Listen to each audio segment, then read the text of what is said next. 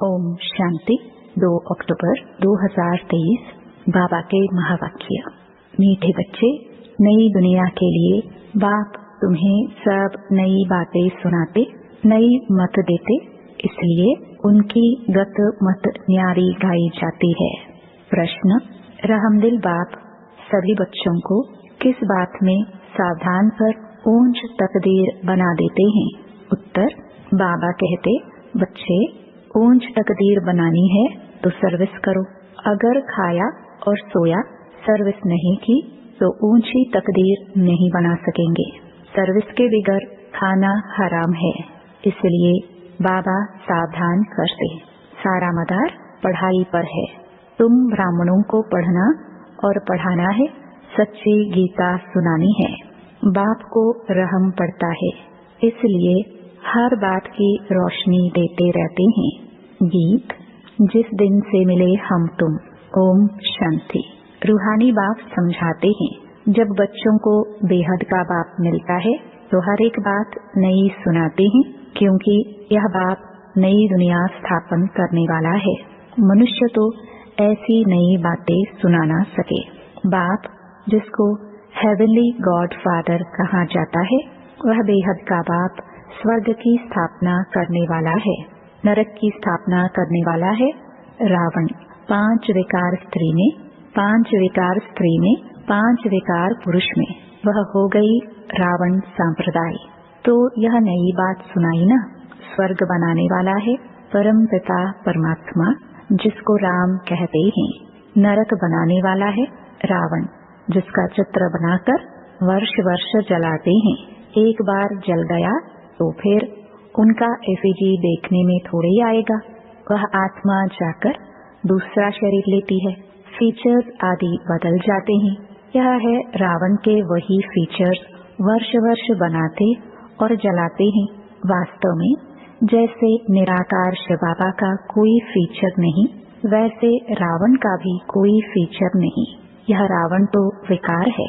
बाप ये समझाते हैं, मनुष्य भक्ति मार्ग में क्या चाहते हैं? भगवान आते ही हैं भक्ति का फल देने व रक्षा करने, क्योंकि भक्ति में दुख बहुत है। सुख है अल्पकाल क्षण भंगुर। भारतवासियों का बिल्कुल दुखी जीवन है। कोई का बच्चा मरा, कोई का दिवाला निकला, जीवन तो दुखी रहता है ना। बाप कहते हैं, मैं आता हूँ सभी का जीवन सुखी बनाने। बाप आकर के नई बात बताते हैं, कहते हैं, मैं आया हूँ स्वर्ग की स्थापना करने। वहाँ तुम विकार में नहीं जाएंगे। वह है निर्विकारी राज्य, यह है विकारी राज्य। अगर तुमको स्वर्ग का राज्य चाहिए तो वह बाप ही स्थापन करते हैं। नरक का राज्य रावण स्थापन करते हैं। तो बाप पूछते हैं, तुम स्वर्ग में चलेंगे? वैकुंठ की महारानी महाराजा विश्व के मालिक बनेंगे। यह कोई वेद शास्त्र आदि की बातें नहीं है।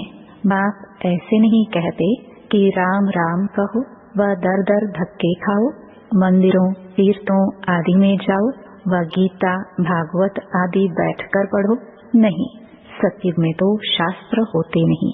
तुम भल कितने भी वेद शास्त्र आदि पढ़ो, यज्ञ जप तप दान पुण्य आदि करो, यह है ही धक्के खाना। इनसे प्राप्ति कुछ भी नहीं। भक्ति मार्ग में कोई एम ऑब्जेक्ट नहीं है। मैं तुमको स्वर्ग का मालिक बनाने आया हूँ। इस समय सब नरकवासी है। अगर कोई को कहो तुम नरकवासी हो तो बिगड़ेंगे। वास्तव में तुम जानते हो नरक कलयुग को और स्वर्ग सत्युग को कहा जाता है। बाप वैकुंठ की बादशाही ले आए हैं। कहते हैं, स्वर्ग का मालिक बनना है तो पवित्र जरूर बनना पड़ेगा। मूल बात सारी पवित्रता की है। कई मनुष्य कहते हैं, हम पवित्र तो कभी नहीं रह सकते। अरे, तुमको पावन बनाते हैं स्वर्ग ले चलने लिए। पहले वापस शांति धाम में जाकर फिर स्वर्ग में आना है। सभी धर्म वालों को कहते हैं, देह को छोड़ अशरीरी बनकर जाना है। इसलिए देह के अभिमान को तोड़ो। मैं क्रिश्चियन हूँ, बौद्धी हूँ, ये सब हैं देह के धर्म। आत्मा तो स्वीट होम में रहती है। तो अब बाप कहते हैं, वापस मुक्तिधाम चलेंगे, वहाँ तुम शांति में रहेंगे। बताओ तुम वापस कैसे चल सकते हो? मुझ बाप को और अपने स्वीट होम को याद करो। देह के सब धर्म छोड़ो। यह मामा है, काका है, चाचा है, इन सब देह के संबंधों को छोड़ो। अपने को देही समझो, मुझे याद करो। बस यह है मेहनत। और मैं कुछ नहीं सुनाता हूँ। शास्त्र आदि जो पढ़े हो वह सब छोड़ो। मैं नई दुनिया के लिए तुमको नई मत देता हूँ। कहा जाता है ना, ईश्वर की गत और मत न्यारी है। गति कहा जाता है मुक्ति को। बाप नई बात सुनाते हैं ना। मनुष्य भी जब सुनते हैं तो कहते हैं यहाँ तो नई बातें हैं, शास्त्रों की कोई बात नहीं। यूँ तो है गीता की बात, परंतु मनुष्यों ने गीता को भी खंडन कर दिया है। मैंने तो गीता पुस्तक कुछ भी नहीं उठाई है, वह तो बाद में बनती है। मैं तो तुमको ज्ञान सुनाता हूँ। ऐसे कभी कोई नहीं कहेंगे कि तुम मेरे सिखिलदे बच्चे हो। यह निराकार परमात्मा ही कहते हैं। निराकार आत्माओं से बात करते हैं, आत्मा सुनती है। यह शरीर है ऑर्गन्स।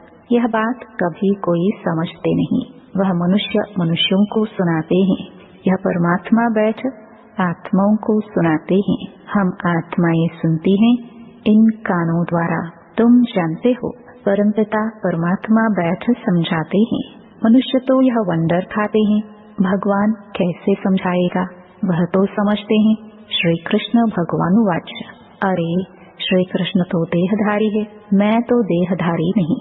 मैं विदेही हूँ और विदेही आत्माओं को सुनाता हूँ। तो यह नई बातें सुनने से मनुष्य चकित हो जाते हैं।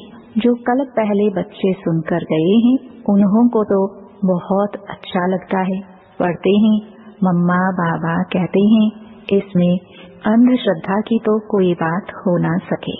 लौकिक रीति भी बच्चे माँ बाप को माँ बाप कहते हैं। अभी तुम उन लौकिक माँ बाप की याद छोड़ पारलौकिक माता पिता को याद करो। यह पारलौकिक माँ बाप तुम्हें अमृत की लेन देन सिखलाने वाले हैं। कहते हैं, हे बच्चे, अब विष की लेन देन छोड़ो। मैं तुमको जो शिक्षा देता हूँ वह एक दो को दो तो तुम स्वर्ग के मालिक बन जाएंगे। थोड़ा सुनेंगे तो भी स्वर्ग में आ जाएंगे, परंतु औरों को आप समान नहीं बन सकते तो दास दासी जाकर बनेंगे। दास दासियों में भी नंबरवार होते हैं। बच्चों को संभालने वाले दास दासियां जरूर अच्छे मर्तबे वाले होंगे यहाँ रहते हुए। फिर अगर पढ़ते नहीं तो दास दासी बन पड़ते हैं। प्रजा में भी नंबरवार होते हैं। जो अच्छी रीति पढ़ते हैं वह इतना ऊंच पद पाते हैं। प्रजा में साहूकारों के भी दास दासियां होंगे। हर एक को अपनी शक्ल देखनी है, हम क्या बनने लायक है। बाबा से अगर कोई पूछे तो बाबा झट बता देंगे। बाप तो सब कुछ जानते हैं और सिद्ध कर बतलाते हैं कि इस कारण यह तुम बनेंगे। भल सरेंडर किया है उसका भी हिसाब किताब है। सरेंडर किया है परंतु कुछ सर्विस नहीं करते, सिर्फ खाते पीते रहते तो जो दिया वह खाकर खत्म करते हैं। दिया सो खाया। सर्विस नहीं की तो थर्ड क्लास दास दासी जाकर बनेंगे। हाँ, सर्विस करते हैं और खाते हैं तो ठीक है।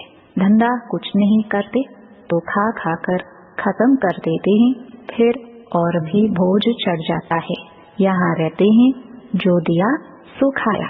जो भल नहीं देते हैं परंतु सर्विस बहुत करते हैं तो वह ऊंच पद पा लेते हैं। मम्मा ने धन कुछ नहीं दिया परंतु पद बहुत ऊंच पाती है, क्योंकि बाबा की रूहानी सर्विस करती है। हिसाब है ना, कईयों को नशा रहता है। हमने तो सब कुछ दिया है, सरेंडर हुए हैं, परंतु खाते भी तो है ना। बाबा मिसाल तो सब बताते हैं। सर्विस नहीं की, खाया और खलास किया। कहते हैं ना, जिन सोया तिन खोया। 8 घंटा सर्विस करने बगैर खाना हराम है। खाते रहेंगे तो जमा कुछ नहीं होगा, फिर सर्विस करनी पड़ेगी। बाप को तो सब बतलाना पड़ता है ना। जो कोई ऐसे नहीं कहे कि हमको बतलाया क्यों नहीं, बाबा ने सब कुछ दिया और फिर सर्विस भी करते रहते हैं तो ऊंच पद भी है। सरेंडर हुए और बैठ खाया, सर्विस नहीं की तो क्या बनेगा? श्रीमत पर चलते नहीं। बाबा खास समझा रहे हैं, ऐसे नहीं कि पिछाड़ी को कहे कि हमारा पद ऐसा क्यों हुआ। तो बाप समझाते हैं, सर्विस न करना, मुफ्त में खाना, उसका नतीजा कल्प कल्पांतर का यह हो जाएगा। इसलिए बाबा सावधान करते हैं। समझना चाहिए, कल्प कल्पांतर के लिए हमारा पद भ्रष्ट हो जाएगा। बाबा को रहम पड़ता है, इसलिए हर बात की रोशनी देते हैं। सर्विस नहीं करेंगे तो ऊंच पद नहीं पा सकेंगे। जो गृहस्थ व्यवहार में रहते सर्विस करते हैं, उनका पद बहुत ऊंच है। सारा मदार पढ़ाई और पढ़ाने पर है। तुम ब्राह्मण हो, तुमको सच्ची गीता सुनानी है। वह तो कच्छ में कुरम उठाते हैं, तुम्हारे कच्छ में कुछ नहीं। तुम हो सच्चे ब्राह्मण, तुमको सच सुनाना है, सच्ची प्राप्ति करानी है और सब ने घाटा ही दिलाया है, इसलिए लिखा जाता है वह सब झूठ है। बाबा सच सुनाकर सचखंड का मालिक बनाते हैं। यह तो समझने की बात है ना। विश्व का मालिक बनना कम बात है क्या? सेंसिबल बच्चे जो होंगे वह तो प्लान बनाते रहेंगे, हम सोने की ईंटों का ऐसे ऐसे मकान बनाएंगे, ये करेंगे। साहूकार का बच्चा जैसे बड़ा होता जाएगा तो उनके ख्यालात चलेंगे, हम ऐसे करेंगे, ये बनाएंगे। तुम भी भविष्य में प्रिंस बनते हो तो शौक होगा ना, हम ऐसे ऐसे महल बनाएंगे जो और कोई का नहीं होगा। यह ख्यालात उनके चलेंगे जो अच्छी रीति पढ़कर पढ़ाते हैं। बादशाही तो होगी ना, तो बुद्धि में यह ख्यालात चलने चाहिए। हम कितने नंबर से पास होंगे? बड़ा भारी स्कूल है, इसमें लाखों करोड़ों पढ़ेंगे, ढेर आएंगे। ये सब बातें बाप ही बैठ समझाते हैं। भगवान एक है, उनको ही माता पिता कहते हैं, वह आकर एडॉप्ट करते हैं। कितनी गुह्य बातें हैं। यह नया स्कूल है, नया पढ़ाने वाला है, कितनी अच्छी रीति समझाते हैं। झोली उनकी भरेगी जो लायक होंगे, बाप को याद करेंगे। माँ बाप को कभी कोई भूलता नहीं है। फिर संगम युगी बच्चे बाप को भूल कैसे सकते हैं? अच्छा, दुनिया धमचक्र में है और तुम बच्चे चुप हो। चुप में है शांति, शांति में है सुख।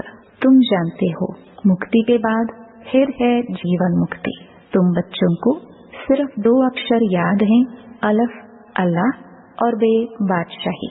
सिर्फ एक अलफ को याद करने से बादशाही मिल गई। बाकी क्या बचा? बाकी रही छाछ। अलफ मिला गोया मक्खन मिला, बाकी सब है छाछ। ऐसे है ना, हम चुप रहते हैं, जानते हैं, चुप रहकर हम श्रीमत पर चलते हैं। परंतु वंडर यह है कि बच्चे अलफ को भी पूरा याद नहीं करते, भूल जाते हैं। माया तूफान लाती है। बाप भी कहते हैं मन मना भव मध्याजी भव। गीता में अक्षर हैं, तो तुमको गीता वालों से अर्थ पूछना चाहिए कि मन मना भव मध्याजी भव का अर्थ क्या है। बाप कहते हैं मुझे याद करो तो तुमको बादशाही मिलेगी। सब देह के धर्म छोड़ देही बन जाओ और बाप को याद करो तो बादशाही मिलेगी। ग्रंथ में भी कहते हैं जपो अलफ को तो बादशाही मिलेगी। सचखंड की राजाई मिलती है।